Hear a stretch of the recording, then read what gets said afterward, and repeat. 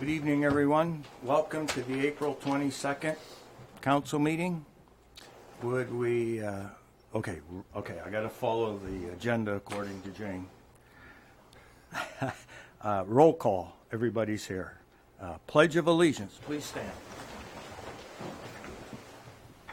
Pledge of allegiance to the flag of the United States of America and to the republic for which it stands, one nation, under God, indivisible, with liberty and justice for all.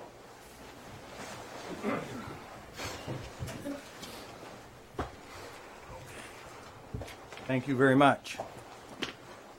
Item number 3, public forum. Is there anyone wishing to speak from the public? Yes, sir. Please state your name, please. My name is Robert Kerber.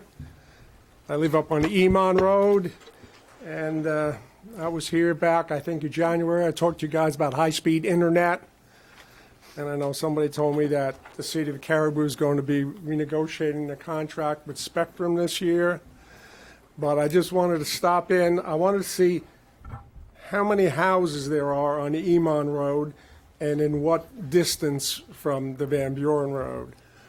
Okay, and you make the left turn from the Van Buren Road, and in 7/10 of a mile, there are 11 homes. 5 of them are on the Caribou side of the road. The other 6 are on the Connor side of the road. But presently, the cable only extends up about a quarter mile.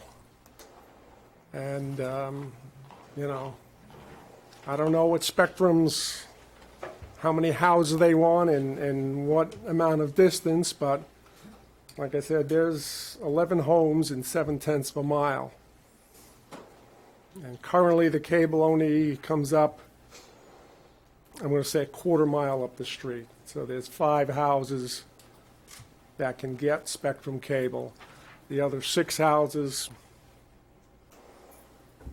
and when I had contacted them, when Spectrum bought Time Warner, I forget if it was last spring or the spring before, I forget, but they told me they wanted $3,000 for me to pay to extend the cable up to my house, and it ain't going to happen. So, I mean, if the city of Caribou can negotiate a better, you know, deal or contract with Spectrum so we can get some Spectrum cable up the street and we can get high-speed internet, that would be great.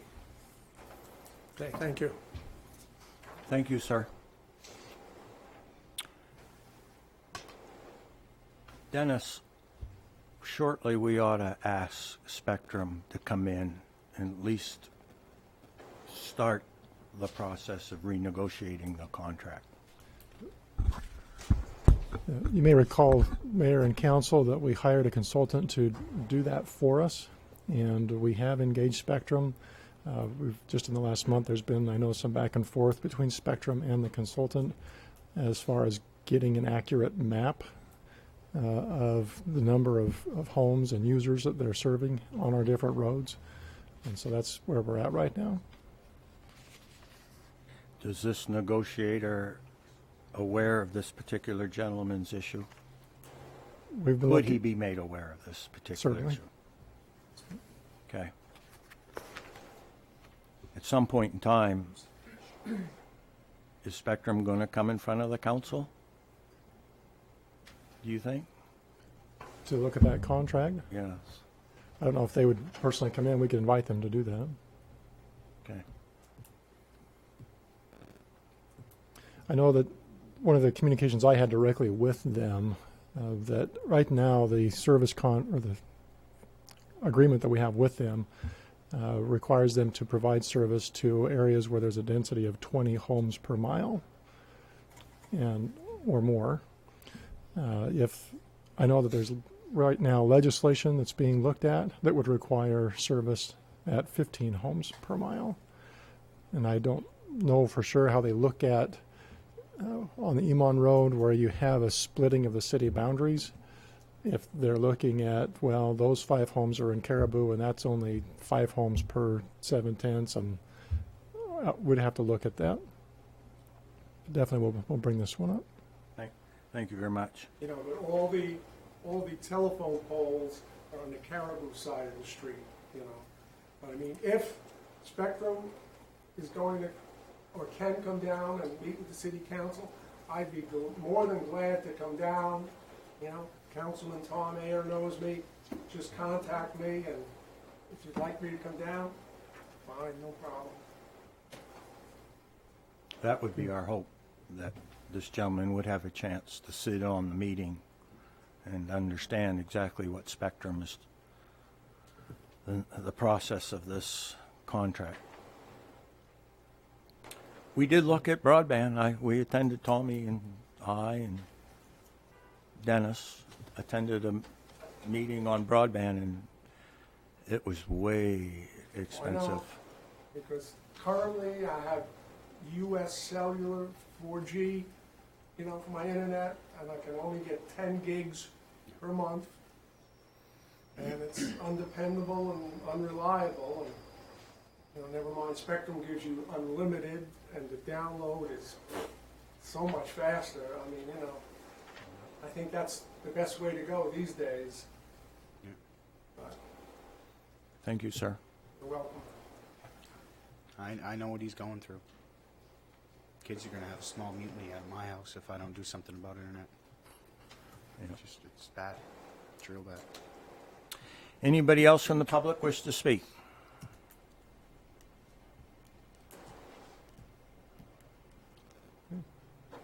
Okay. Ladies, did you want to say something tonight? Pardon? Not until it's addressed. It's, taxes.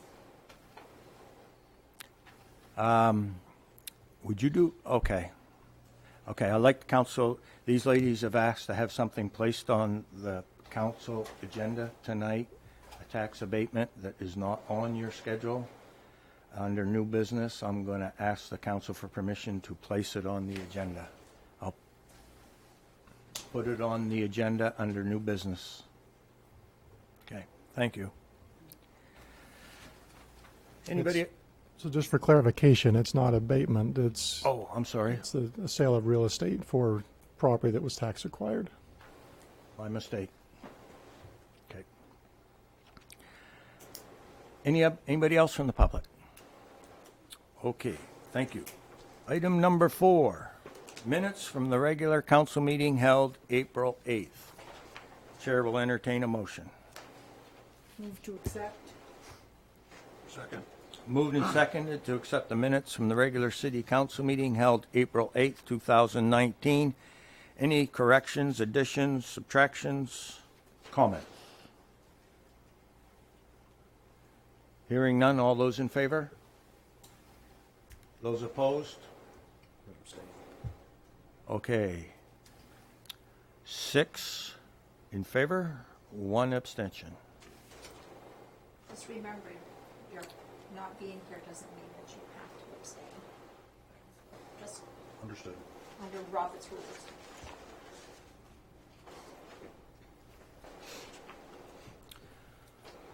Okay. Number 5. 5A. Certified Fundamentals of GA Assistance. Jane. I put this on the agenda, just wanted to let the council know and give Jane a little bit of a shout out for completing her certified fundamentals of general assistance. And so it takes how many, well, she can explain how many years of work and training it takes, but.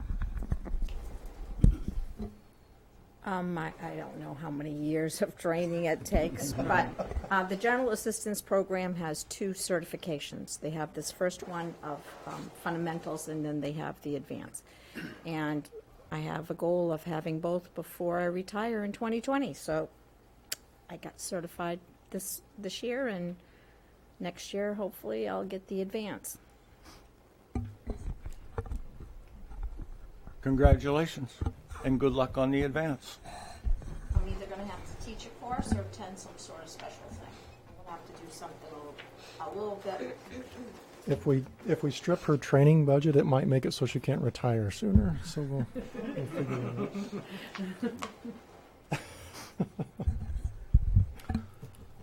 it out. 5B, volunteer recognition. It's been a request, a resolution recognizing the exceptional community spirit. Whereas there are many individuals and groups who selfishly volunteer their time, talents, and means to lift up the hands which hang down, succor the weak, strengthen the feeble knees, comfort the grieving, instill hope for a brighter tomorrow, and even lend extra muscle to the labors necessary to maintain civility, culture, and community. And whereas the City Council desires to honor one of its citizens who faithfully volunteers within the community, more especially helping with the local funeral ministry, the Maine Veterans Home, the VFW, the American Legion, the Daughters of Isabel, and the Ladies of St. Anne. Now therefore be it resolved in sincere gratitude and appreciation that the following individual is hereby recognized for their exemplary citizenship and outstanding achievements and honors brought upon this community through their efforts and example. Caribou City Council is honored to nominate Madeline Jarrett. Chair will entertain a motion. Second. Moved and seconded to honor Madeline Jarrett. All those in favor? Unanimous. We will make sure that I believe it's the daughter or the Ladies of St. Anne's, they wanted to have a special recognition of her on their own, but have asked that we provide this for her. So we will make sure that they get this signed copy and extend the council's best for her. Thank you. We'd like to have our picture taken with her if she ever would want to Okay. come in. Okay, we can invite her to come in and do that. Thank you very much, Madeline. We appreciate it very much.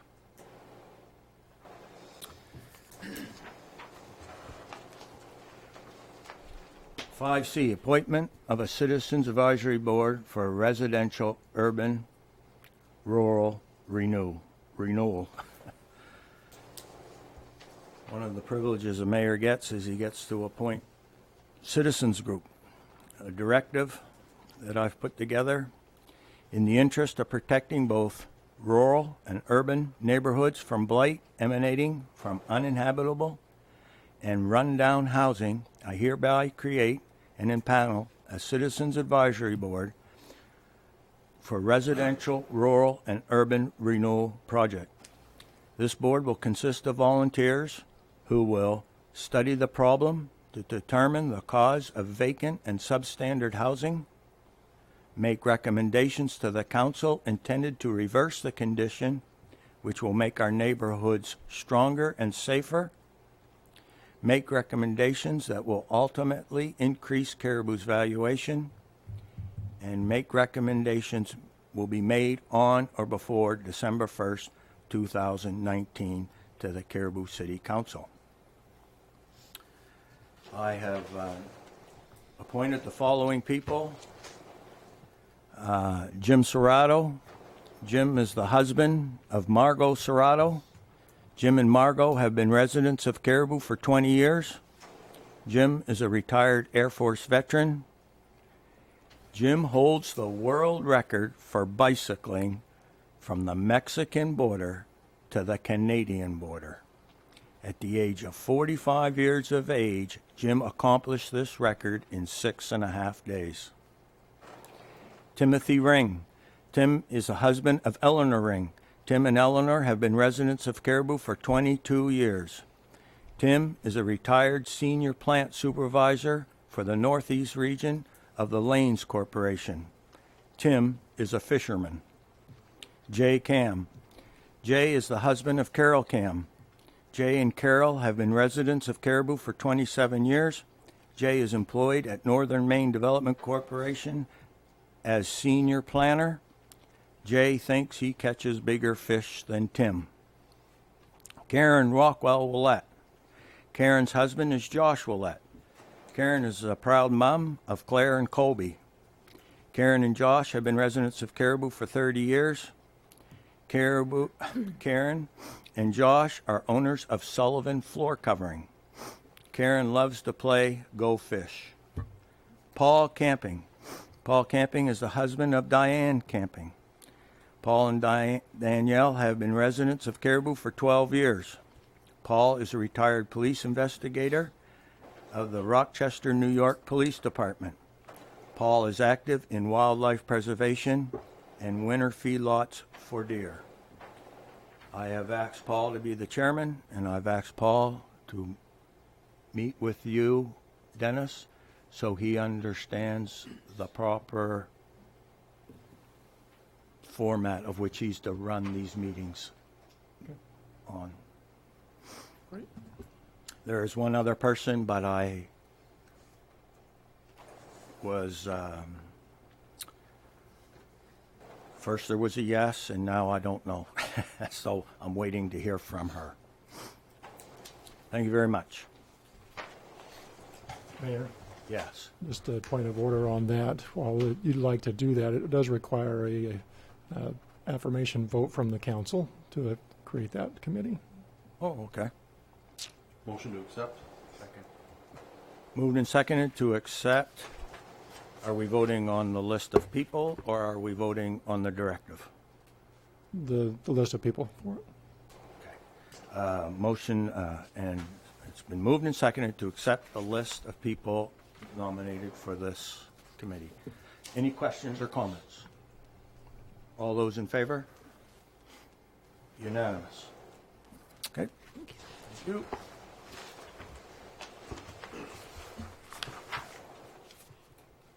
5D, award of bid for 60 Access Highway appraisal services. Dennis. At the direction of the council, I contacted USDA and asked for their input to the disposal of the 60 Access Highway building. Their indication was that we needed to get a general appraiser to do the work of the building and have it done in as-is condition, meaning not necessarily a fair market value, but if you put the building out there, knowing all the repairs that need to be done to it, what would be the value of the building? And we received 3 bids, and I'm going to have to reload this agenda. I'm sorry, it's not coming up.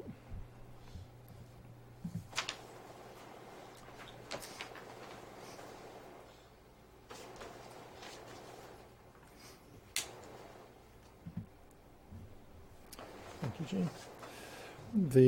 We received 4 bids. I'm sorry. The low bidder was Michael J. Susi, and his low bid was $3,700. And it's recommended that we allow him to move forward with the appraisal. The indication was that it could be done in a very short time frame, possibly before the end of the month. Move to accept the recommendation. Second. Moved and seconded to accept the low bid of $3,700 to Michael Susi. Any questions? Is this gentleman a local man?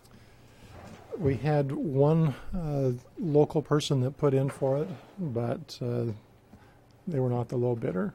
Okay. Mr. Susi's out of I believe it's the Herman area by Bangor. Okay. Okay, moved and seconded, no questions. All in favor? Unanimous. Motion carries. Thank you very much. Item number 6, city financials, statements for March 2019.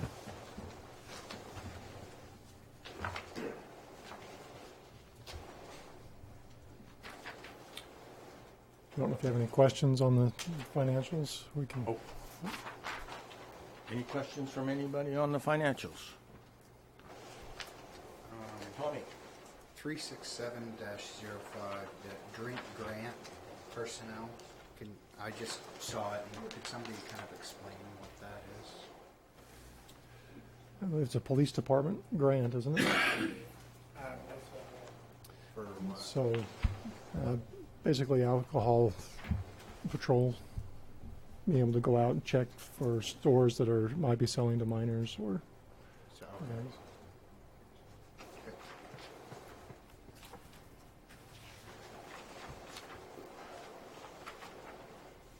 Any other questions, comments from the council? Okay.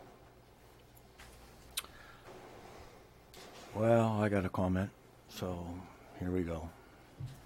And I wanted to do this because I wanted Carl to understand my no vote tonight. My no vote on the financial report is not to be interpreted as an indication that you, Carl, or administration has improperly tabulated any of these numbers, or that they are improperly stated. As a city councilor, I did not vote for the 2019 expense budget. As a city councilor, I did not vote for the revenue budget 2019. On or before the second meeting in this coming June, council will be asked to set the mill rate for the 2019 tax year. At council's last update on the mill rate, the projection was that it could possibly be 1.7 mil increase. My no vote is meant to reflect that I am going to vote no on a 1.7 mil increase. My no vote tonight is meant to reflect that I do not approve of the financial direction that the Caribou is operating. My no vote tonight is meant to reflect my opinion as one city councilor that Caribou is not living within its means. I do not want it to end at the last meeting in June and surprise anybody. I want to clearly state I am not voting for a 1.7 mil increase. This is my way of doing it. Okay. All those in favor of I'll add one more thing. Is there any possible way that we can get each department's financial sheet? I know when I was on the rec commission, Gary would give it to us, and just so we can see, you know, this is a picture, but there's many other facets to this. Are there specific things that you're looking for, or you just want No, I it just- broken out by department? Broken up by department, each department's financial sheet.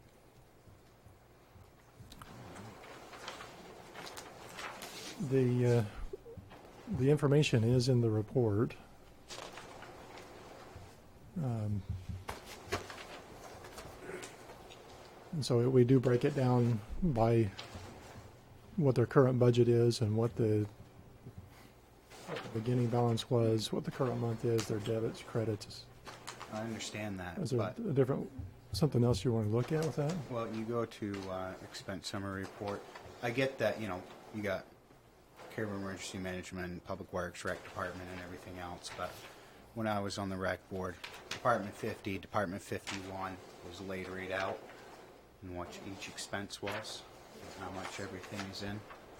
I know at one point the council got that, and I'd like to have it, if it's at all possible. Okay, so you want the more detailed report? Correct. Just a little bit more detail. That's really all I want. But in each facet of that list, where'd you find that? What page is it on? Page 21? 21 and 26. Yep. Basically, a more detailed report of everything in 21 and 26. Okay. Yes, that's- Thank you. I know some of the counselors have requested the full detail, and others have said they're okay with the summary, so we'll make sure you get the full detail if that's what you want. Or, yeah, when you guys do your financial sheets, that'd be great. Okay? Perfect. Any other questions or comments on the financial report? All those in favor? No. What? Need a motion to approve. Oh, I thought we did that. I'm sorry. Motion to accept the financial report. So moved. Second. Moved and seconded to accept the financial report for March 2019. Any other questions or comments? All those in favor? Those opposed? 6-1. This is a good point to bring up right now. There's 9 people that run this city. 7 are elected. 1 is hired. And you, Jane, city clerk, She's appointed. appointed. We're all important. Feel free to interrupt all you want. You're doing a great job. Don't worry about embarrassing me. I do just fine on that my own. Okay. That's the 6A. 6B, report on unfunded, or as I like to say, unlimited liabilities of the city. Evening. So as you can see in your packet, we have currently, let me just do a quick definition of unfunded liabilities. It's a future debt that has not been set aside funding for. And we have one account, it's called compensated absences. The reserve has $170,000 in it now. And the compensated balances that we have due to employee vacation and sick banks are $575,000. So it's unfunded liability, about $405,000. The next section is the liabilities shown that are funded for the current year, but they're not funded in the future. And that's $2.1 million. And then the list of capital, which is not funded, but on the projected budget for the 2019 at $2.8 million. And those projections go out to 2023.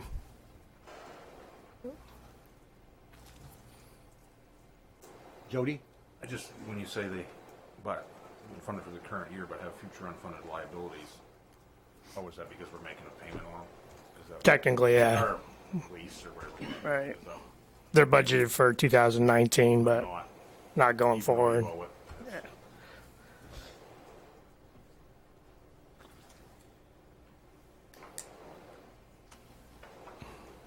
Any other questions or comments? I mean, if you're gonna make this chart, that's all fine and good, but I'd like to know what the monthly pay or what the yearly payment is. What's going to come out of this year's budget? You know, we owe $679,511 on the biomass boilers, but what's going to come out for this year? We know we have to pay this at some point, Right. You know, and we do it in yearly time spans, but it'd just be nice to know, like for all the unfunded liabilities, what our yearly payment is, Okay. and just a little bit more information to help us kind of digest everything. Okay. So right now, the street lights, that is a lump sum based on the investment grade audit information that we had. That is being updated, so we can bring those revised numbers back to you. The River Road, that would be, again, a lump sum for the project based on the current scope, which may be changing, and so that certainly would be an annual payment. We estimated at around $150,000, depending on the terms and of course, the principal that we end up with. The fire engine, it's $116,000 I know. annually. Yep. And so have we already paid that one for this year? No. Okay, so we do have, I think, 3 payments left on the fire engine. And the biomass boiler, I believe we have 6 payments left. That was 175, I believe. That one varies. It actually has an escalating payment every year. And if you were to look in our capital improvement plan, we do break those out for the next to 2023, and you'll be able to see for each year what those payments are for those.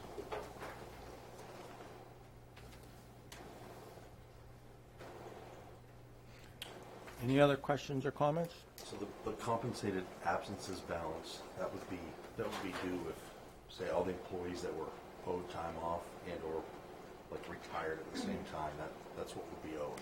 Right. I believe we put 23,000 in the budget for the current year to help subsidize that.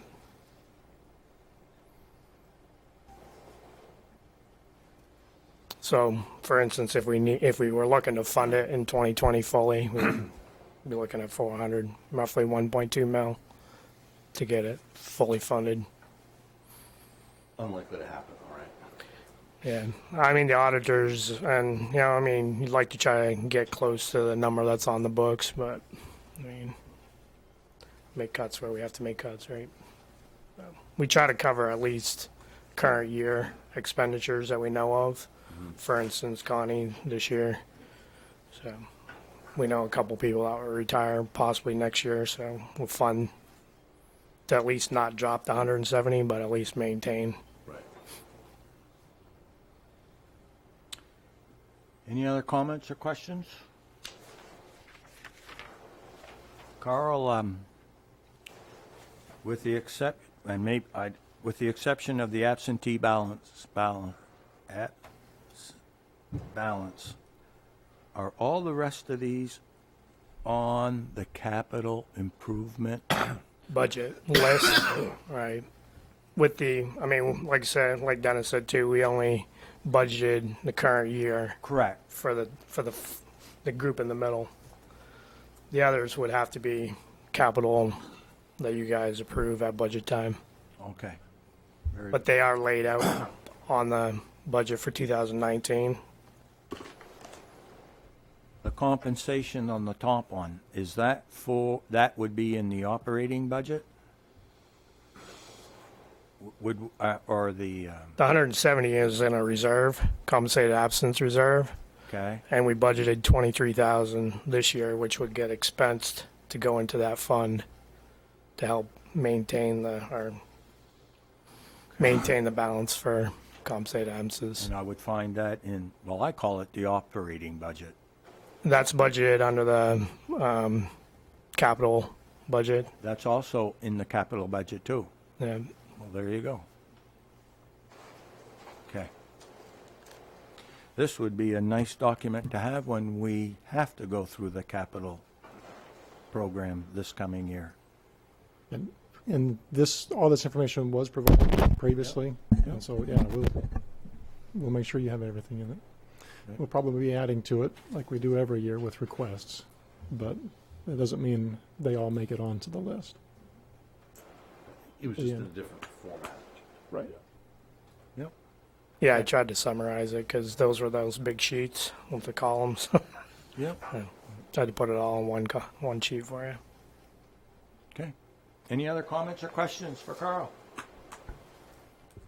Thank you very much, Carl. Appreciate it.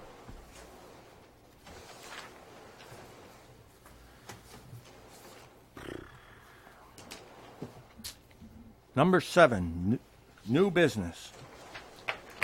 Discussion and possible action regarding the renewal of rubbish hauler permits for Caldwell Sanitation. Let's do these one at a time. Wait a minute now. Where's that? It's A1 or AI, 7AI. 7AI. Okay. Oh, well. Page 34 in the packet. The application fees and necessary paperwork have been filed, and code enforcement and the police department have no issues. Chair will entertain a motion. Motion to accept Robbie Caldwell. Second. Moved and seconded. Caldwell Sanitation. Any comments, questions? All those in favor? Motion carries. 7A2, Rick Chapman. Move to accept Rick Chapman. Second. Moved and seconded to accept Rick Chapman. Anything to add? It wouldn't be on there if there was. I wouldn't bring it to you unless everything was fine. I'd Okay. collect the money, and Okay. everyone had signed off. Okay. Any comments or questions? All those in favor? Motion carries. 7A3, Pine Tree Waste. Motion to accept Pine Tree Waste. Second. Moved and seconded to accept Pine Tree Waste. Any comments, questions? All those in favor? Unanimous. And number 7A4, Nathan Haney, Crown of Maine. Motion to accept Crown of Maine Sanitation. Moved and seconded to accept. Any comments, questions, issues? All those in favor? Unanimous. Thank you very much.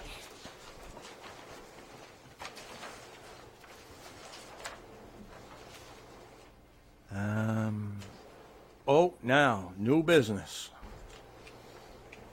These ladies would like to purchase some tax-acquired property.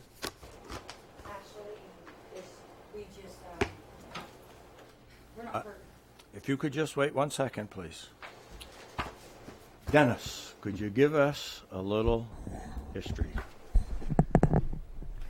As I understand it, they're a piece of property that was acquired in 2017 due to taxes owed from 2015. We've owned the property now for a couple of years. It was put out to bid following our procedures for disposing of tax-acquired property. We received no bids through that process. And as I understand it, these ladies would like to pay all of the back taxes that were owed on it, plus the 2 years that the taxes that would have been in place had they owned it, and have the deed put back into their father's name.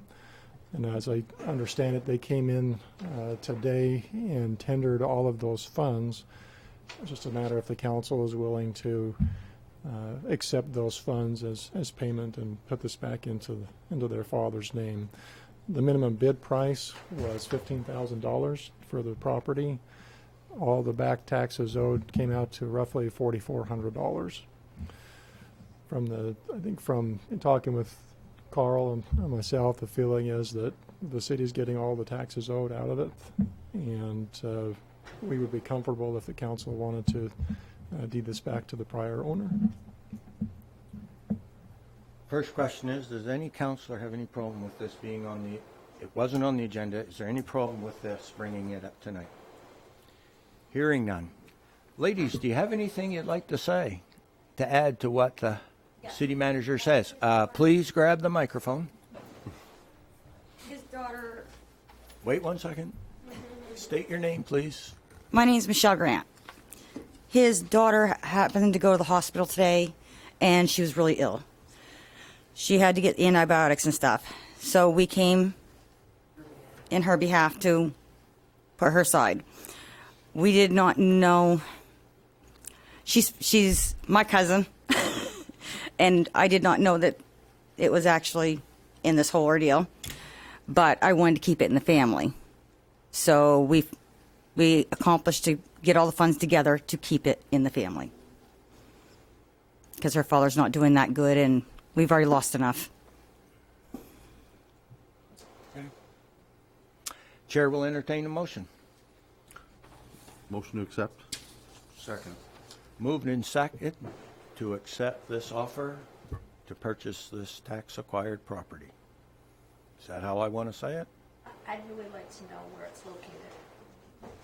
Very For good. the minutes. Very good point. 12 Hillcrest, Map 34, lot 60. 60. Thank you. Questions? Tommy? This is the proper protocol to go through for these people, right? The city's policy on disposing of tax-acquired property is that we give the prior owners a period of time in which to pay all of those taxes. Typically, that is by February 31st following our acquisition. If that doesn't take place, then we put it out to bid. if we don't get any bids, then the city is able to entertain the funds that come in on the properties. So the only thing that arguably could be said this was out of order tonight was that it wasn't on the agenda ahead of time. You could put it on the next agenda if you wanted to delay action on it, but really the city council, you can entertain any bid that comes in on any property. And so for them to have offered, we'll pay all the back taxes on it, that's what you're saying is you're willing to accept their bid on this property. Okay. All right. Any other questions or comments? Okay, it was moved and seconded. All those in favor of accepting? Motion carries. Thank you. Wish your cousin well. I will.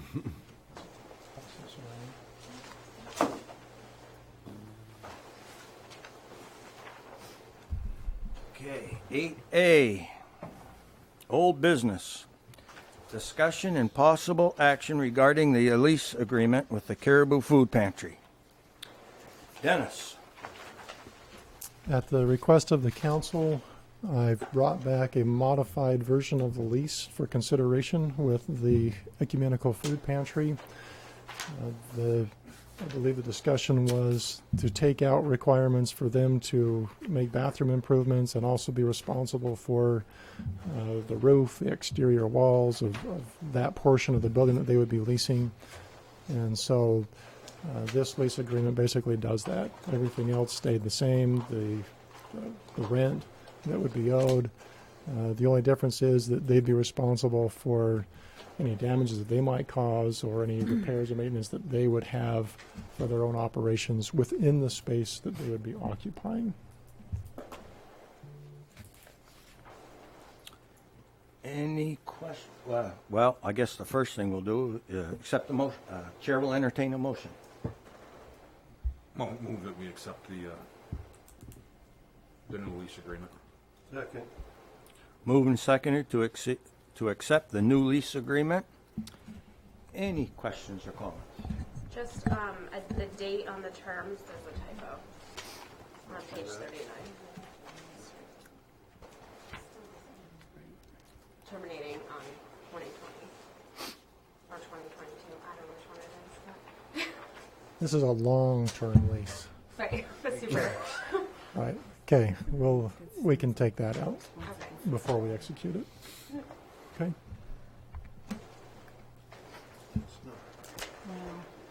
Yeah, I Joan? had the same thing. Yeah. 9.0, repairs and maintenance. It still kind of looks like it says lessee shall be responsible for all maintenance and repairs necessary within the premises and desired for lessee's use of the space. Lessee shall also be responsible for any damages caused by employees, volunteers, or patrons associated with the lessee's use. So it looks like, to me, that you're still saying that they're going to be responsible for all maintenance and repairs, which could be wear and tear, leaks, roof broken. To me, this is a little bit too broad. Okay, I can see where you're coming from. The premises, we've defined that very narrowly as the specific space that they're going to be in. Right, but if the ceiling falls down in that space, it almost sounds like you're saying that they're going to be responsible for all maintenance and repairs in that space. And if the ceiling falls down, I mean, if it's something that they cause, that's one thing, but we're back to the same thing that we talked about before. This is wear and tear or act of God or whatever. This should not be something that they should be responsible for. Normal wear and tear, I would say they would be responsible for it. But like you're saying, act of God, fire, storm, And something like that, normal no. wear and tear, lots of times if it needs painting, that's something that usually the owner does on a regular basis because eventually it's going to need, it sounds like, to me it sounds like that they're going to have to pay for everything that happens in there. And that's kind of too broad as far as I'm concerned. Okay. You do have a definition of the premises in here. But that what it says is that they would be responsible for all the maintenance and repairs necessary within the premises. Whether that premises is defined in this lease and shows you what that premises is still saying that they're going to be responsible for all maintenance and repairs. After a while, something's going to have to be repaired because it's getting old, or there is, you know, accidental stuff. I can see if they break a window, put their elbow through, or their employees or something like that, even accidental. But it should, I think that second sentence is maybe a little bit more what it should read, something along that, because that leaves the door wide open for anything you want them to be responsible for. It really does. I'm looking at paragraph 10, which also discusses that after they've used it, they have to return it to us in the same condition, allowing for reasonable use and wear and damages. Right. And so, And reasonable use and wear and tear would be that the paint gets old and the windows get old and this, you know. But that kind of contradicts it up there. If they want to sign it like that, that's okay. I'm just, I wouldn't. I mean, if you wanted to add some language in there that, aside from reasonable use and wear, into that paragraph 9, we could do that. There's a comment. Dave? With that first sentence, let's say the roof needs to be replaced. They're renting X number of feet, which is whatever percentage of the roof. You could technically charge them for the 5% of the roof that is over your head and do that to all the renters. We could get a roof that way. The way it's written now, it looks like. I think that could be interpreted that way. I know that was not the intent, and so that's what I'm saying. If we wanted to add some more language in there, we could do that. It's just basically the same, pretty much the same lease we're using. All the tenants. Except for that particular aspect. So the other tenants that are occupying much larger portions of the building, their agreements do specify that they would be responsible for the roofs, the walls, the windows. So why are we concerned about the roof if somebody else is going to pay for it? Well, it's only over their portions of the building that they occupy, The whole building is rented right now? not the Let's put a entire roof on building. it, huh? Not the entire building, no. Not the entire.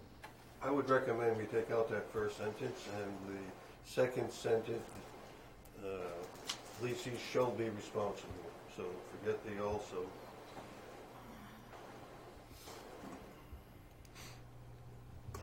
Let's, okay, we'll come back to that in just a second. Tom? So does this mean that we're gonna have to amend all the other leases because we're dissecting this one? No. Okay. What about the fire marshal? Have we figured out when he's gonna be in there to do all this stuff that needs to be done? We have not got a set date from the state fire marshal for his walkthrough.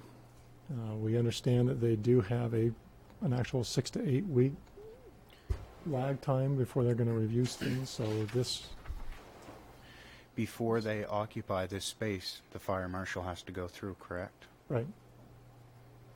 So is this something that we, and I'm just kind of throwing this out there, is this something we wait on until the fire marshal goes through? Because we sign leases all day long, but until the fire marshal comes through and says, okay, this is what you got to do, folks. I mean, and that might open up another can of worms.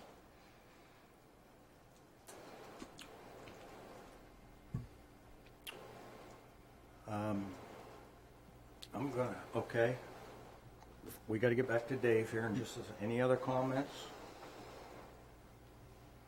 Well, I have a statement I'd like to read that I am in favor of development of a new general lease agreement for all the tenants going into the 60 Access Highway building. I'm in favor of the new edited bathroom and external fixture clause that is different from the old contract. The 60 Access Highway building has been allowed to stand for some 10 to 12 years as either a cold storage / not a public use facility. This building has not been developed or maintained as a building that would allow it to be open to the public. We now have a request for space from the food pantry, which wants access to their rented space for the public. In my opinion, through no fault of this council or administration, regulations have been placed on this request which may or may not have a financial impact on the city. It's more than just the bathroom issue, which is a known number. It's the unknown regulation with the unknown number that has me concerned. This contract has a $1 per square foot per year price, which is a low-cost cold storage price. I cannot support a $1 per square foot price for public access space without knowing the cost of developing that space. I'm not against exploring the option of a public use building, but that takes time. Once offered as a public space, it will be the responsibility of the city to meet all those unknown regulations, which I believe is what Tom was referencing. I view the volunteers of the food pantry as assets to our community, but I sit on this council treating both friends and foes alike. I apply the same requirements to all, and one of them is being, I must know what I'm voting on and what are the true total cost. That's my comment. Now, Dave, did you want to make an amendment? I see no problem with having a lease ready and waiting for the fire marshal. Which is, I mean, if the fire marshal comes in and says, well, you need handicap accessible, you need blah, blah, blah, it could affect a lot of things, yes. But we could have the lease ready. Okay, if it's a go, we'll have it ready. And I'd like to have it read. Okay, what I let's start recommend. with then your recommendation. So the amendment is that you'd like to have that stricken. Yes. That first sentence. Okay, a motion's been made to strike that line. So moved. Second. Moved and seconded to strike the line. Any comments or questions on the amendment? Can I make a suggestion on that? Had you make them? He made a motion to accept the whole thing. You're making an amendment to his motion. Can we do that? Yes. You can, so right now you can take action on this proposed amendment and then come back and then take we'll- action and then on we'll take Jody's. Jody's. Right. Okay. With the deal. Can you blow that up a little bit? Just, I apologize, Or I can amend. okay. Instead of the word all maintenance, change that to the word any, and then after premises, put the word only.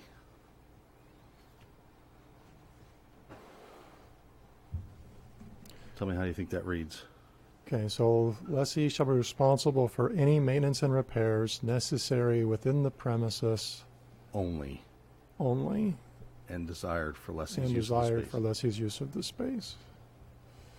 Now that defines it just within those 6 walls. Well, it already did We define it understood within the that. 6 walls. It's just that any and all is going to mean the same thing. Yeah, it does. Because any is a, Then leave on, then just put only. Now you've, it already you've was, defi- it already was defined as that premises only. I mean, their premises only, but what I'm saying is they shouldn't be responsible for if the ceiling caves in on their premises, they shouldn't be responsible for that maintenance. so by amending it, now you're clarifying that it won't be misconstrued by somebody else down the road. That's all I'm saying. But But it's still saying. Joan's correct. If just those changes alone, they really don't change the meaning of that sentence. That you're still, somebody could still come down and interpret that to say, well, you do have to help pay for the roof, or you do have to help redo the siding on the exterior.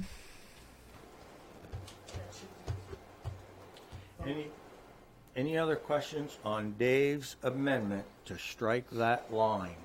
I mean, I'm just thinking through some language here. If you said, leasing shall be responsible for all, or for any incidental maintenance and repairs customary to the operations within the space, Within the premises.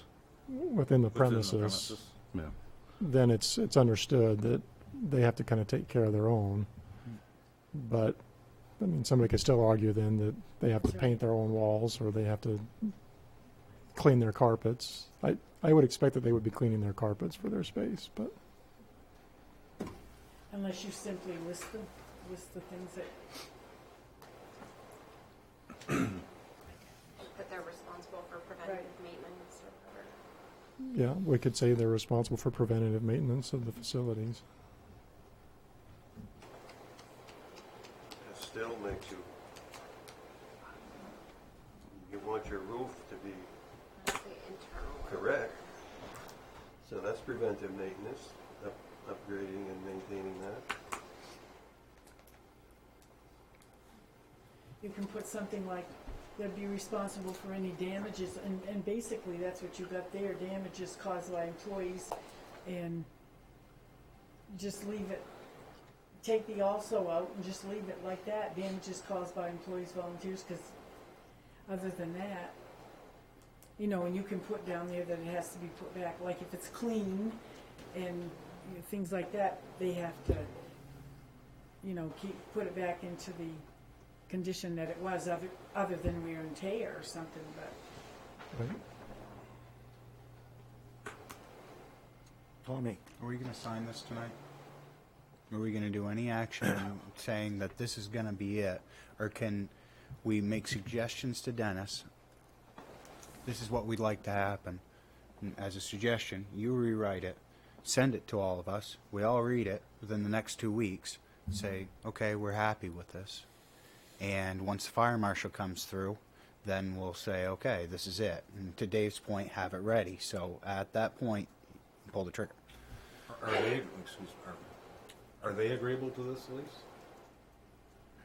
At, I mean, that's, at this point, they are working through this as well as other options.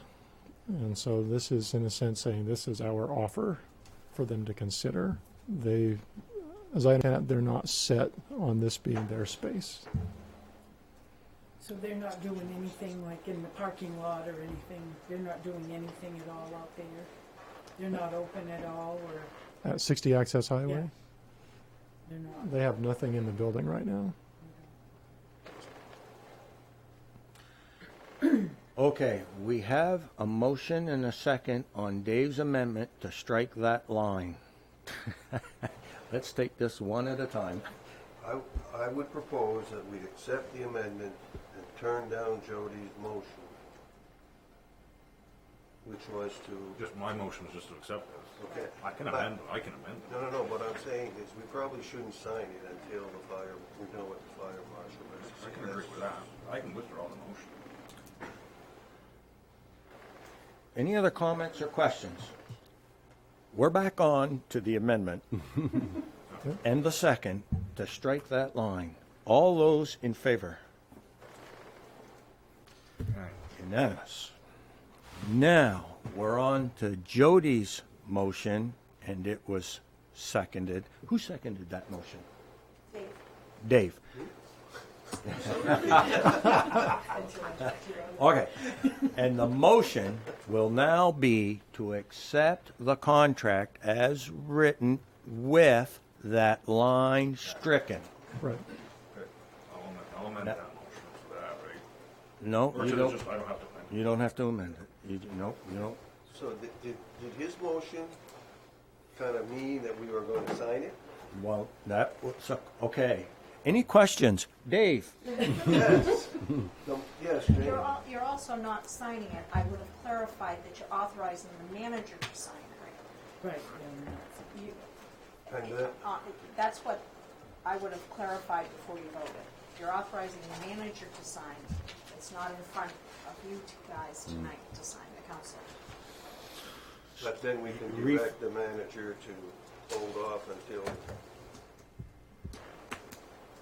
Okay, I'm good. Well, okay. Is that your understanding of your motion, Jody, to let the manager to approve? approve The new deal. the new deal that's amended. But not sign it until we have all the information from the state fire marshal's office. Did that work, Jane? That's nice clarification. Okay. Motion's made and seconded to accept the contract with the amendment. Do not offer it until we hear from the state fire marshal. Any other comments or questions? Hearing none, all those in favor? Motion unanimously passes.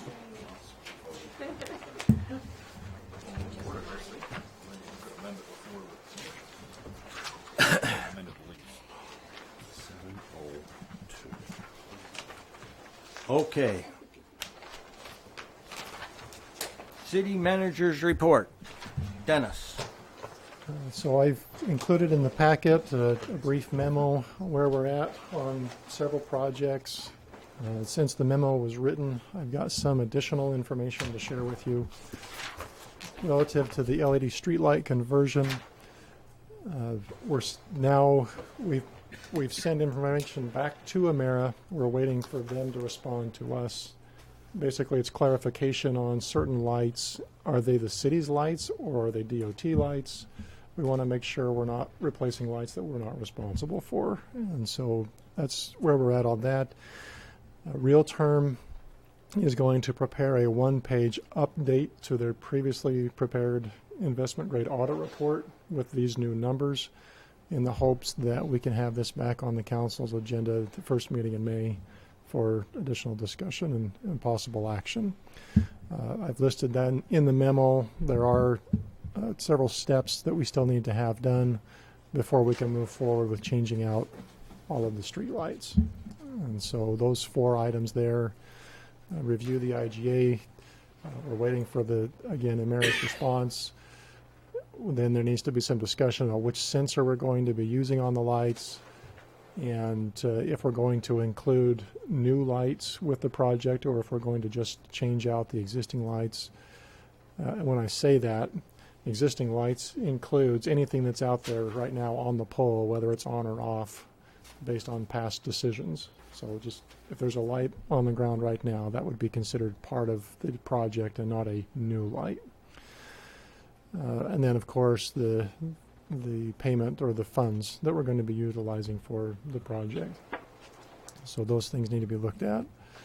The River Road, as of this morning, we've identified additional failure along the River Road, and a rather severe, actually, overnight dropping of the River Road. The portions of the road that we filled in with dirt in the fall have now dropped to the level they were at before we filled the holes in last year.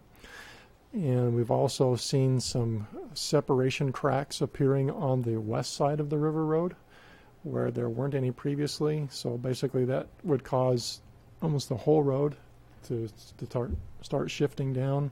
We're not sure that the proposed fix of just moving the River Road 30 feet to the east is going to put it out of harm's way if the current situation were to get worse. And so at this point, Juan King is going to be coming up, meeting with us Wednesday night to walk the road, the things that we've seen, and we may have to come up with a new strategy besides the one that's been proposed.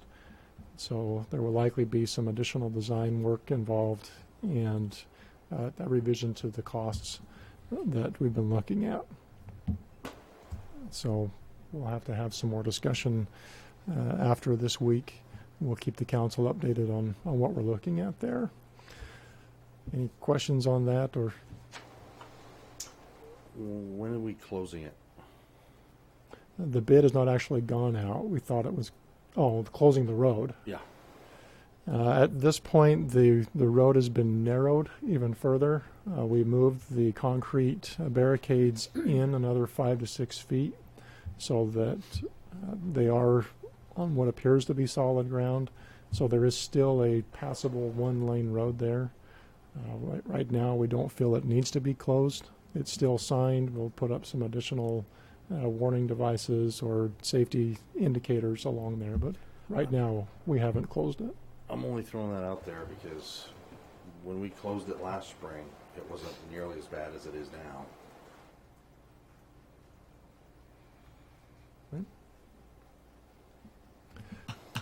I don't, Dave, if you got anything else to add, I think right now we can still get the one-lane traffic through there, and we'll just monitor it.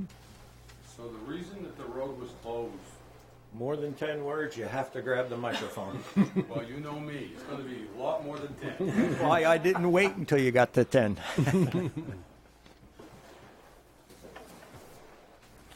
I think that it's really important that we understand that when the road was closed last year, the hole was 6 feet deep. It was serrated. There really was no backing. There was nothing to hold up what was there. The road was closed.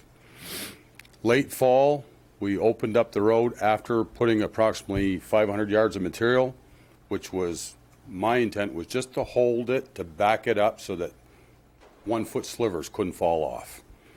We went through the winter. I kept an eye on it throughout the winter. Once we started getting large amount of snows, it was next to impossible to watch. As soon as the snow melted, I've been making 2 trips a day out there, and we have noticed that the dirt that we put on top is doing the same slide that originally happened. At this point, the Jersey barriers were placed onto the dirt. I did that purposely so that if it did start to slide or tip, we'd see movement in the jerseys. This morning when I went out there, 2 jerseys was actually falling right over. That's how much it slid overnight. So what I done this morning is I pulled all the jerseys back up and I put them on the hot top. I personally do not feel that we're in any danger with the traveling traffic yet. Keep in mind that I go twice a day to look at it. I know where the new cracks are. The only concern I have is the one at the Fournier house that is right next to the pole. It's opposite side of the road. Watching that one close for movement. That one, for me, is going to be the one that decides whether or not we close the road. Any questions for me? Tom? So do we close it when somebody's driving across it and then slides down the hill? Or do we close it right now? So we are not to the point where that can happen. Or I mean, anything can happen. But that road is not going anywhere yet. It has not moved enough for that, Tom. Okay. I guess I'm asking if you want to use my judgment. I will keep it open for longer. If you as a council decides to close it, I'll close it first thing in the morning. I'll do whatever you guys want. If you're asking my opinion, I think it can go for a while. I think if we can get through the wet season, continue watching it. I mean, there again, I am going twice a day out there. I am sure the residents that live on that road very much appreciate the road staying open. And also, I appreciate that it is staying open, and I do feel comfortable at this point. I would not let that be to a point where I would have to worry about a citizen going over. That's how I feel about it. No, I would close the road before I'd let anyone get hurt. Now, accidents can happen. You know? Yeah. It's just one of those things. I fully trust you, Dave, but worst case scenario. Well, there's a lot of worst case scenarios that we could do on a lot of places. Had I not been watching this for the past month on a daily basis, there's probably nobody that knows that road better than I do in that section. I did have some concerns about that crack on the west side of the road, or the east side, but it hasn't. I noticed it last Friday, and as of today, it still hasn't gotten any larger. So that's the one that I need to keep the eye on. Dave? Could we post it for heavy loads? I mean, it might take longer for a truck that's loaded to go up the hill or whatever than to go around. But could we post it so that only delivery trucks and whatever, farm equipment? We can post that road for whatever you would like to post it as. Keep in mind, the tractor trailers are not traveling there this time of year. They are going up and over the hill. That may be used as a bypass in the winter so you don't have to go up the slippery hill or come down the other side. I don't believe that, of course, you live there. Have you seen any tractor trailers in the past month? Not lately. There was a fairly large truck with a trailer behind it, but I don't think it was any close to the weight of a tractor trailer. The oil trucks are pretty much the biggest. You're not going to be able to stop the oil trucks. I mean, of course, we could make them go around. We can put a posted in that one section. Without approval from a council, it's not enforceable. So if you guys choose to put a posted limit, that's your choice. Last time, I think, was the last storm we had. There was one logging truck that went through, and I thought, oh, but that's okay if you want to go. I guess I would say that I wouldn't go through there at night because you can't see as well if something has happened. I've been forbidden to go through at night, but I'm comfortable with it as it is right now anyway. So last night, it was probably 6 o'clock when I was there. And we'd already seen some signs of the slide continuing as a whole. It is worse in that second lot down. That's where the original started. That's where the worst was. It's back in the same place where it's still continuing to slide. I believe a little bit further down into what we'll call Lot 3 as you're heading north, there was a dip there. That one has gone down a little bit, but there's a large tree that I think is holding that up. But the whole thing has shifted. I mean, and there again, 2 of the barricades that I had put, well, I put all of the jerseys, 27 of them, I put them all, or 90% of them, into the dirt that Public Works had put there last fall. And they were all sinking. And this morning, when I went there at about 7 o'clock, maybe it was a little bit earlier, 2 of them had actually fallen over. So immediately we went out with some equipment, we just picked them up and we brought them all back up onto the hot top. I think it's important that we understand that if there's any movement there, we'll see movement in the jerseys as well. And if we lose another 4 feet or 3 feet of slab, then we'll probably have no choice but to close the road. Just my opinion at this point that we are in less danger now than we was all last summer, leaving that hole the way it was. Dave, any more questions? No. Anybody else, any questions? Tom?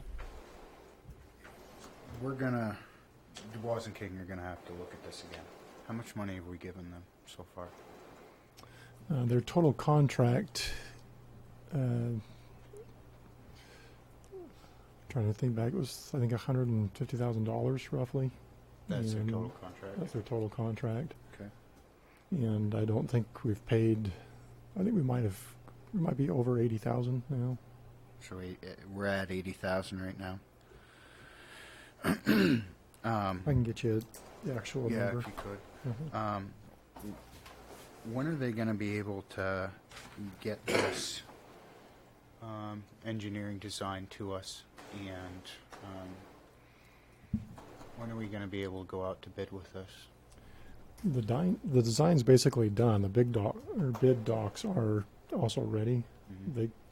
They were getting ready to put this out to bid. Mm-hmm. But now that we've seen this additional movement, that's the concern, is have we fully addressed everything in the scope? They didn't have an additional design if it did shift again. They didn't have anything. So.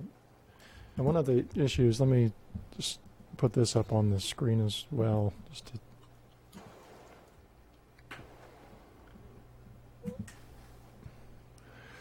So the area of the river road that we know has failed is there in red across from those homes.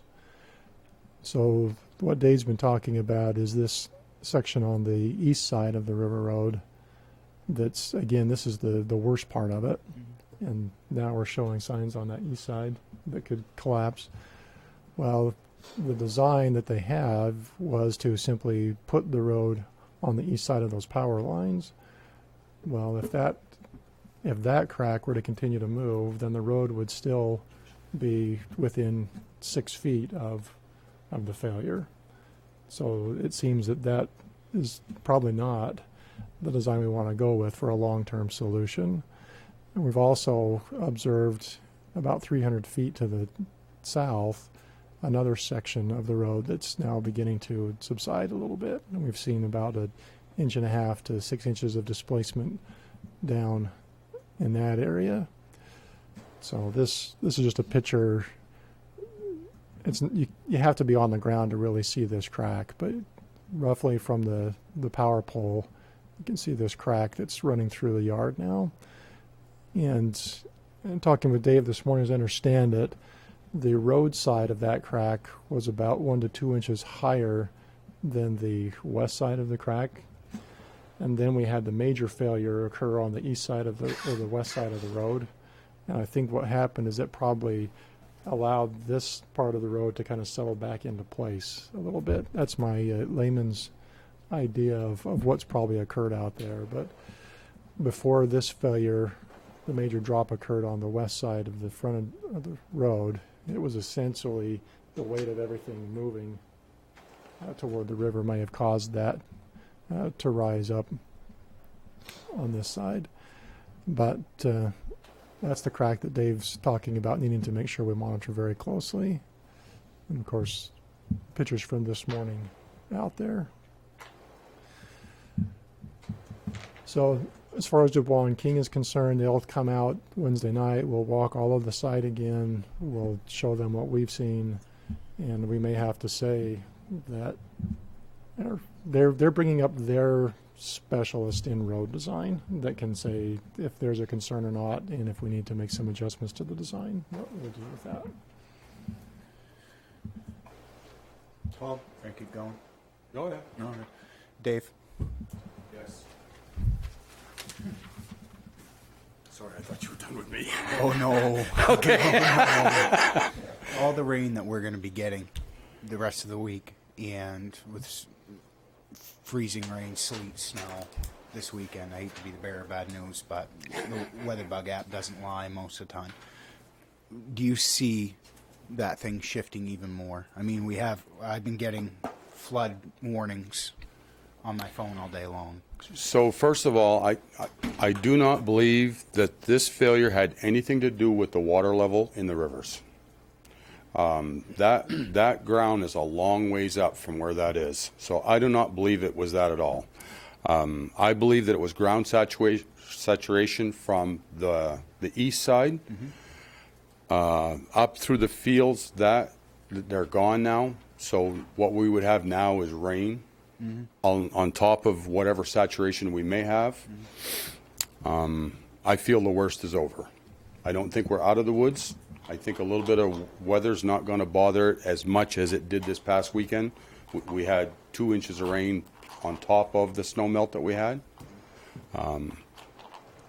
So it's just my opinion that the worst is over for what we're going to see for movement. And there again, if I wasn't going there twice a day, I'd be concerned. If I was leaving for a week somewhere, I would say let's close the road because there's really not anybody else to watch it like I have been. So yeah, don't go anywhere for a week. No, I'm not. I'm not planning on it. So because we all know that soil from that field saturated that, and that's what caused it to begin with. It was the underground water that caused that failure. So I just worry about. You look at that topo map; those are pretty close together. Those lines. Topo lines. So we all know that it's going right down through there. So see what Dubois and King say. I think with the new failure that I found on that east side, I think somebody with more education and experience in that needs to make the decision what should be done. That crack was not there. It is now. I did see a shift where the roadside actually went up, but it has come back down. They're almost level now. I don't know what that means, to be honest with you. I wouldn't bet my life savings on it, but I do not see any danger. I mean, keep in mind I had a 40,000-pound loader there today. I had a dump truck with some material in it, probably weighed another 30,000 pounds, and there was no failure in that section. But it looks scary to look over and see this part down 2 feet, 3 feet, 2.5 feet. I do believe the Jersey barriers are up onto the hot top. I don't think we're going to see any more failure there. But I am more than willing to close the road if I see any movement on that other side. I would close it in a heartbeat before I would let anyone on that road get hurt. Well, I'm going to ask the question, guys, and it's a very serious question. Are we going to fix this road this year? If Dubois and King come, they're going to have to re-engineer that, and I don't know if they can do it post-haste. Now we're getting into sending bids out in maybe June, late May, June. All the contractors already have their work lined up for the summer. And yeah, we can do it, but it's going to cost us double. So we're at the point, is Joan going to have to start going around and go up the hill all winter, or what are we going to have to do here, guys? So my opinion is we really need to see what the engineers say Wednesday night. When they look at that crack and say, that's just the subsurface, we're good to go, our plan is good, they can put that out to bid, and in 3 weeks you can have bids back. If they look at that and say, oh my goodness, this is not good, and that has to be redesigned, I'm with you. That will not be done this summer. If they have to go through that whole plan again and change and come up with different options to come to the council for the council to choose another, I don't think we have an option of going further to the east. There's a three-phase power line that goes up through there. We can't move that far. So we are starting to limit any potential alternatives other than just moving the road that we do not, or at this point, we're not sure if it's feasible to do that. They may come back and say, leave the road where we have it designed, but let's lower everything 8 feet, which would mean moving that sewer line. I don't know what they're going to come up with. I just don't, we don't have. Let's wait until Wednesday. I think it's best to wait until what the engineers say.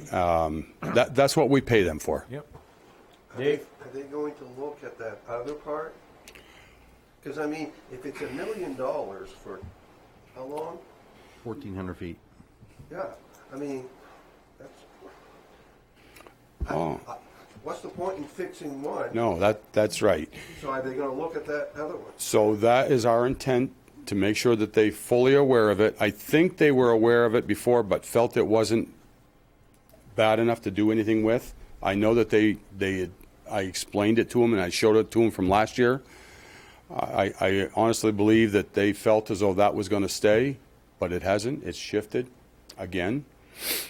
I have a feeling that once they inspect and see the new, larger in the beginning.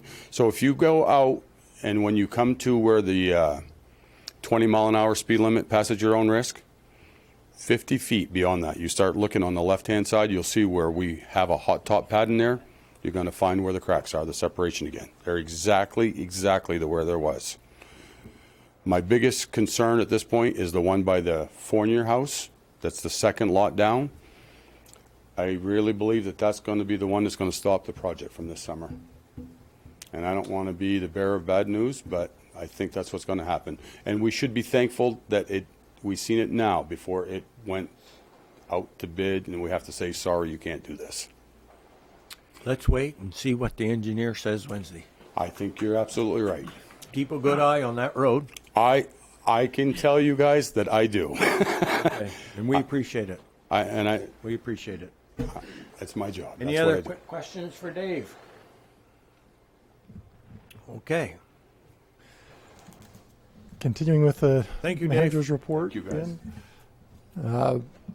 Under blight cleanup, I know that Ken's reached out to McGillen's, and I believe they were looking at the next couple of weeks to. So update on McGillen's.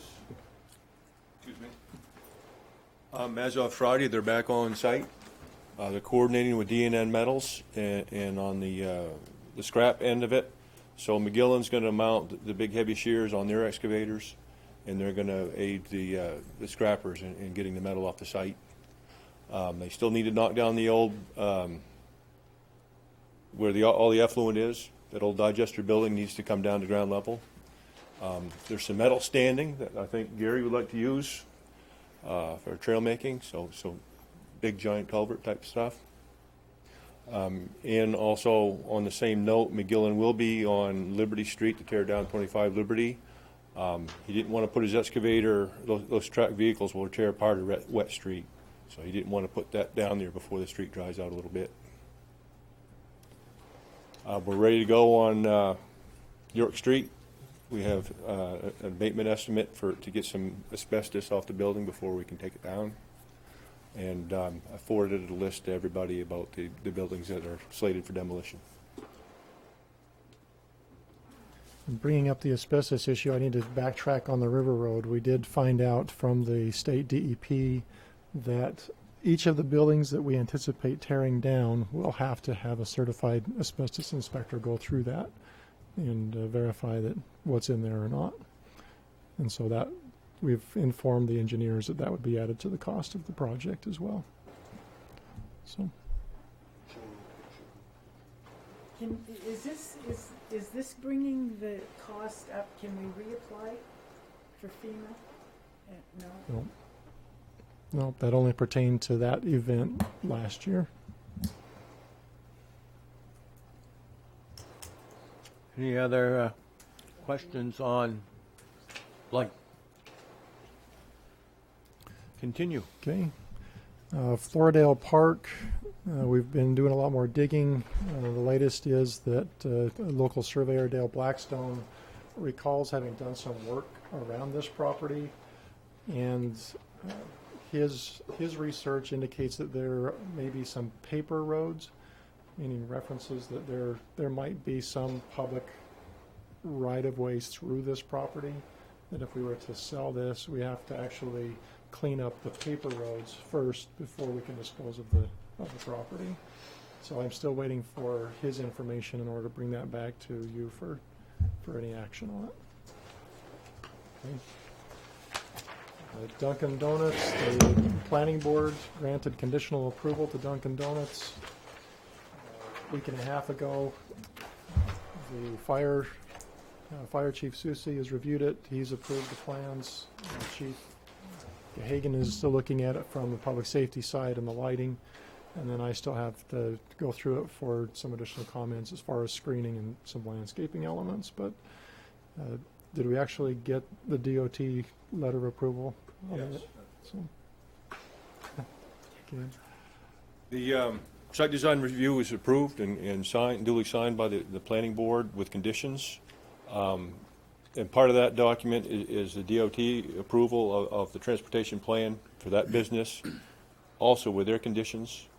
So they're looking out for our best interest to make sure the storm water's taken care of, things like that. Handicap access is one of the things that we were looking at. The handicap ramp involved with the new sidewalk. Such a small scale, we couldn't really see if it was going to be suitable for that application. So we requested that detail. And we've given them a building permit. Relative to the public safety building, again, I don't have any other information than what was in the packet unless you have any questions that you want to have with that.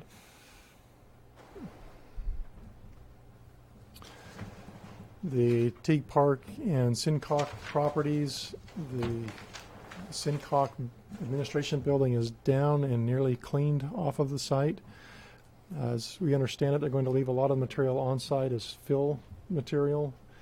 And so what I'd like to do is meet with the excavator and maybe look at how we can shape that rather than just create a nice flat or a straight flat piece of ground. Maybe we can shape that, create some uniqueness to the property. I met with him this afternoon.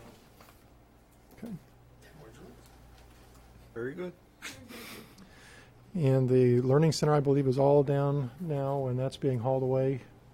And so we're we're shooting for September 19th when we have to have both of those parks up and open to the public.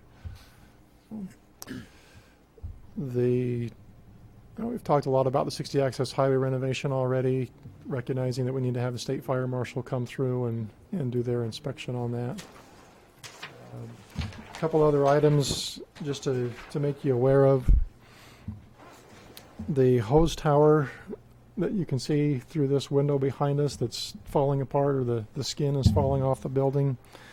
We've received a budget estimate for a metal paneling to go across the hose tower at $45,000 to $50,000. There are some other options we could look at that rather than the metal, but as far as a budget number goes, that's the price we've been given. So right now in the capital improvement plan, I think we had in there a number of $12,000 to $15,000, thinking it would be less long-term material, but it really comes down to how do we want to fix that and how long do we want to have it in place. So we can bring back some other options for you, but just so that you're aware that number's been given to us so far. The airport is doing really well right now. It's open. Dave informed me this morning that our fuel tanks, while they can hold up to 8,500 gallons of fuel, we're now down to about 3,500 gallons. So over the last year, we've been very busy of getting that out, which is a good thing to resolve some of the concerns we had there. The airport is also wondering, there's been some representatives from the Civil Air Patrol wondering about coming back in and occupying space at the airport. Apparently their accommodations in another community are not ideal, and they're running into issues with that. They're wondering if the city of Caribou will entertain hosting them again in our facilities. If there's some direction from the council on that, I'd appreciate it, but right now the indication is that they don't have funds to pay for any lease of the space. Just wondering if we'd be willing to entertain that. So, Go ahead, John. I see the gears going. Sorry. When we dealt with that before, they weren't taking very good. I mean, it was they were leaving messes when they were up there. They weren't, picking up after themselves. There was a lot of scuff marks on the floor, bathrooms, and they were basically the only ones that were using it. So, if I don't have a problem if they have maybe an agreement or something that they can do some service in, instead of paying for any lease space, but they've got to do better than they did when they were there the first time, because it wasn't very good. Tom? Different people are running the Civil Air Patrol from back then to now, right? Or is it? I couldn't confirm that. I don't know. I think. Was it Dave Barbosa that was doing it before? I don't know, but Dave's been out of it for a little while. So it's the listers right now who run it. And when I was at that meeting, not the last one before, it sounded like that's it was one of those deals where they do service for clean the hangars or keep up with cleaning the actual airport, which can get expensive at times. I want to come up with something like draw up some kind of agreement or something for what they would do or whatever, but not the way it was before. Maybe that's something that the airport committee, the council airport committee, we all meet and say, okay, what do we want to do? And then we will present it to you, Mr. Mayor. And That was my question. Who is on the airport committee? Jody. There's 3 people here. Would you, I'll gentlemen call a and meeting. lady mind? Yeah. No. No, I personally don't have anything. One of 7. I don't have any problem with this Civil Air Patrol using a space. But Joan brings up a good point. I'd like to see that addressed. I'll call a meeting, Mr. Chair. Okay. Also, so the council's aware, we have had a couple of culvert failures, not complete failures, but up on the Westgate Road, we have one culvert that has started to wash out both sides of the road. It's encroached on the asphalt 2-3 feet on both sides, roughly. 4 feet on one side and 3 on the other. So that's another one that we're watching. Towards the center line or along? No, 4 feet from the edge Toward the center line. to the center line and probably 8 feet wide. It was a big hole. Big hole. You filled it in, huh? Yeah. That was a thumbs up for those that were watching on the camera. Yeah, fair enough. They also, the Washburn Road, Councilor Kirkpatrick sent me an email on this earlier today, but Dave's also been aware of it since last season. There's a culvert there that is a DOT responsibility, and I believe they were on site today to look at that. Dave, is there an update?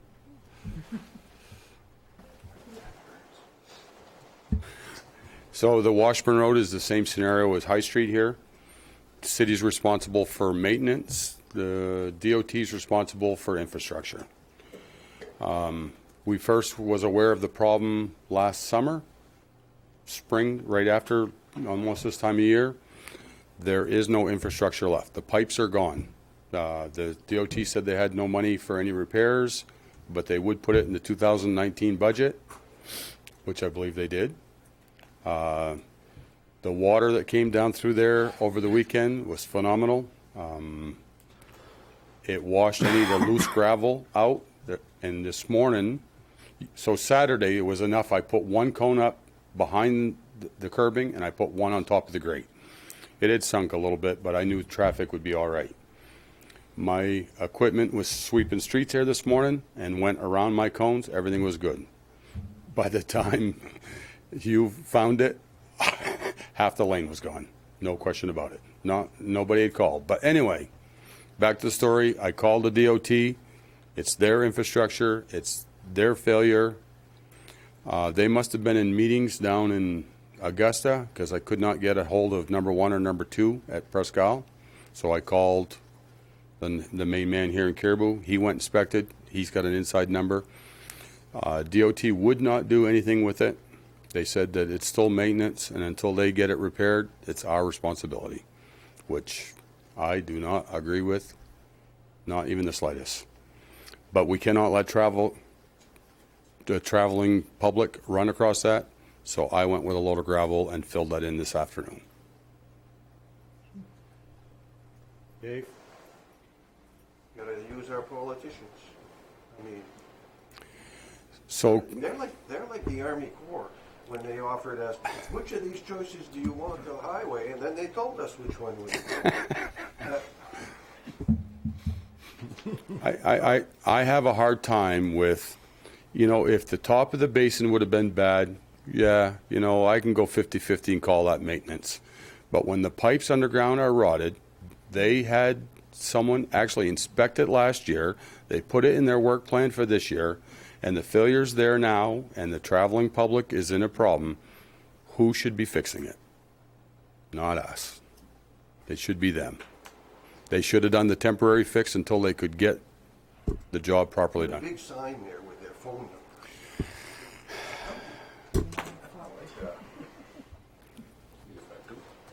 So anyway, at this point, the failures that Dennis has talked about have been filled in. We do not have a problem with the traveling traffic.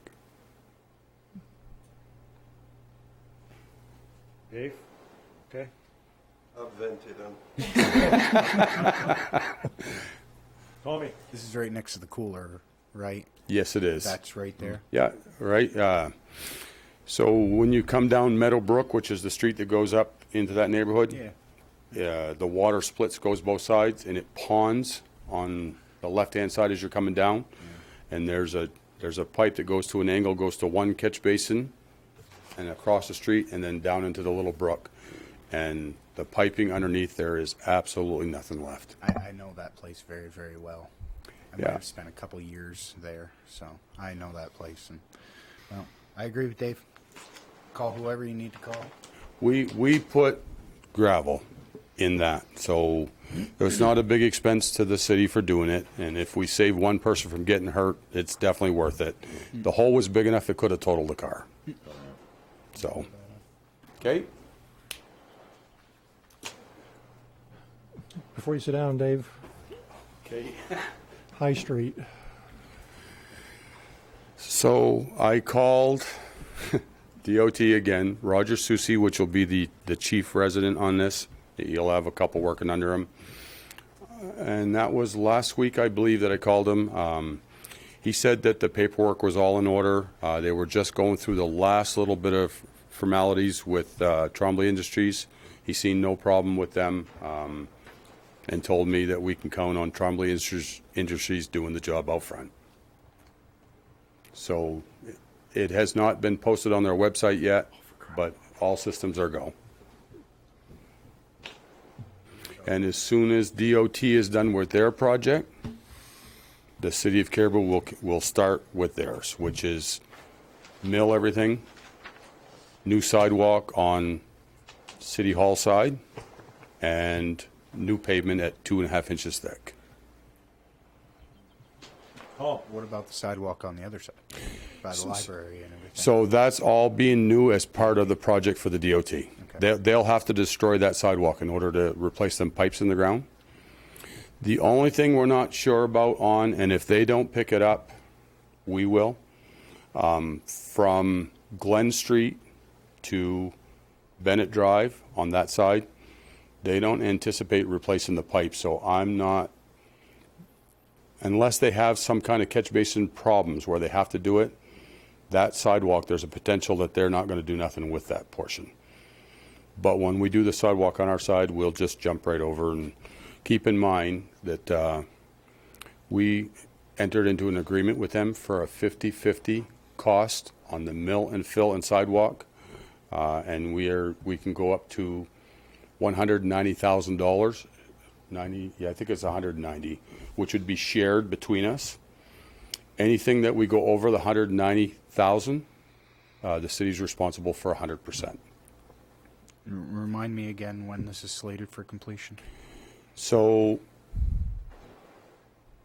in the bids for the DOT, it was stated no start time. Start when you'd like as a contractor, but you have to be completed and out of there by July 15th.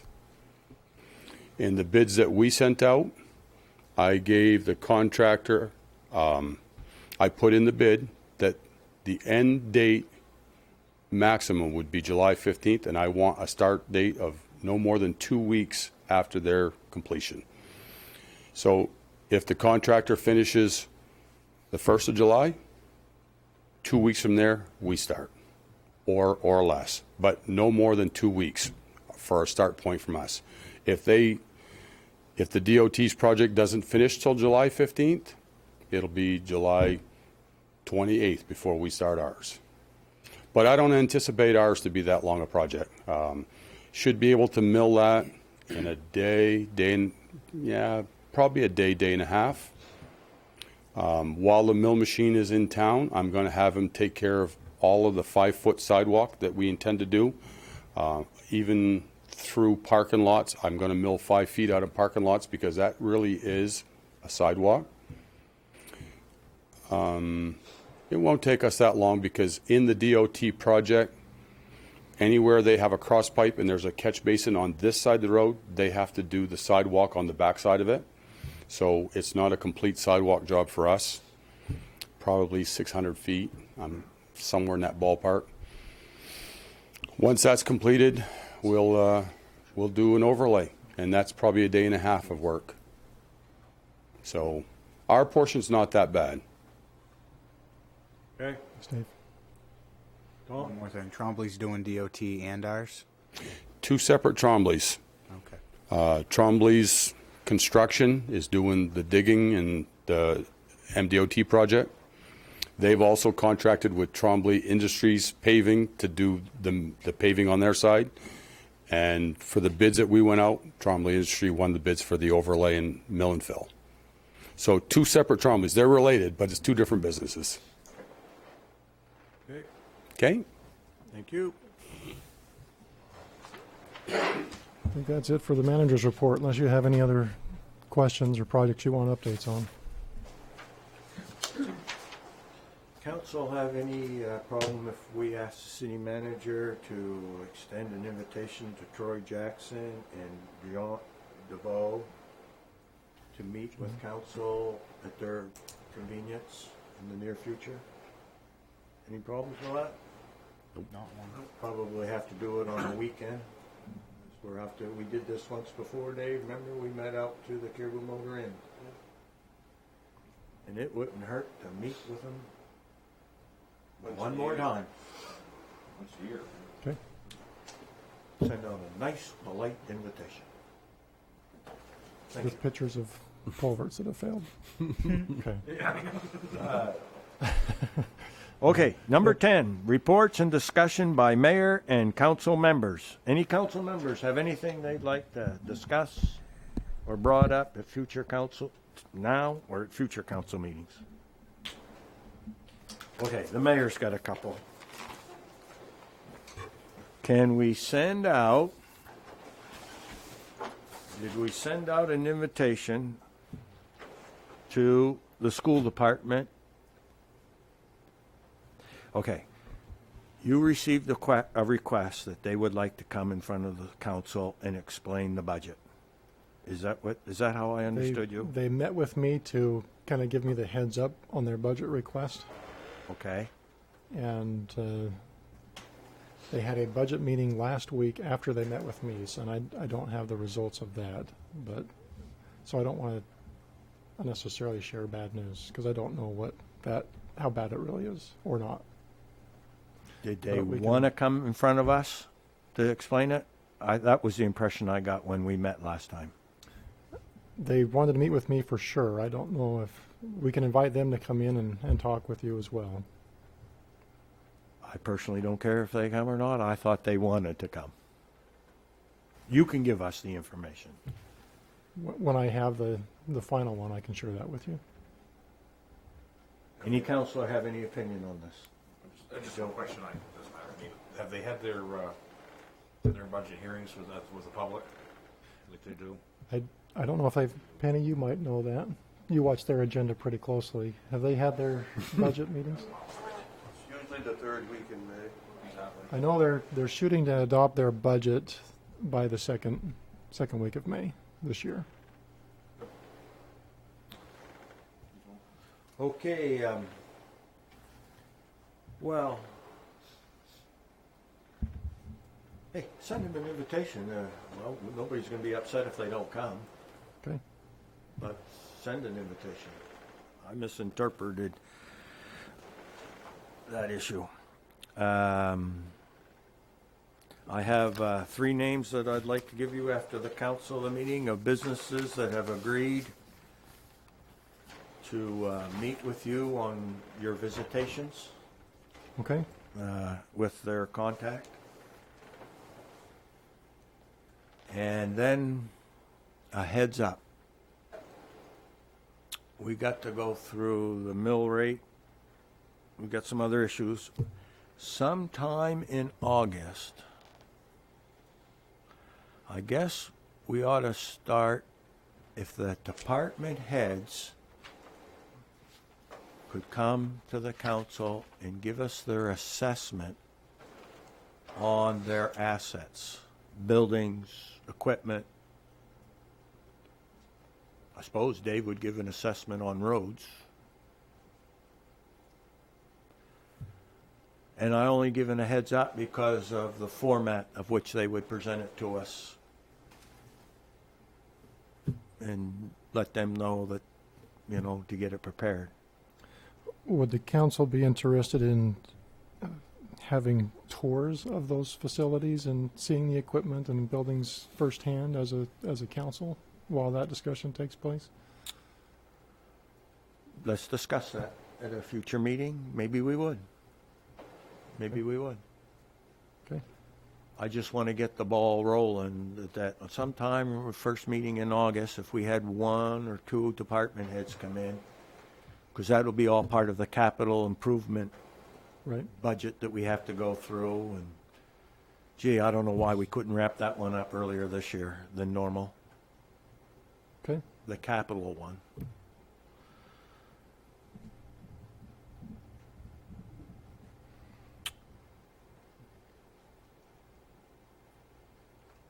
And that's about all I had. Okay. Nobody else, nothing else. Okay. Reports, that's number 10. Number 11, reports of officers, staff, boards, and committees. We've gone over a lot of things tonight. There's information in your packets about some of the actions that the other boards have been taking. So unless you have any questions on that information, I don't have anything else to add. Jane. I'm gonna have something every meeting. If it's on the agenda, I've got something. Pass out that there's an elected officials workshop being held in June 20th in Fort Kent. That's for current ones that have been on the board for a long time, or others that are new to the council. If you want to go, just tell me and I'll get you signed up. Okay? And I apologize, but my monthly report is so exciting. The clerk's report didn't make it for the packet, but it's here, and that tells you how busy the clerk's office is and how much money you collect.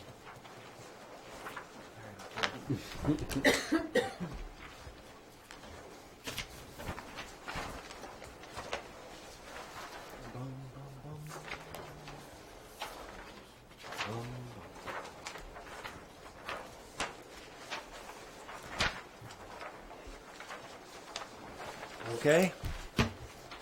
One last time, going once, twice, gone. Okay. Item number 13, go into executive session. Chair will entertain a motion. Oh, we have an okay, motion to go into executive session, Title 1, 405.6. Mayor, if we could do 13 first before 12, as you suggested. Want Oh, okay. to read the other one? Yeah. Motion to go into executive session, Title 36, 84.2 for abatement of taxes.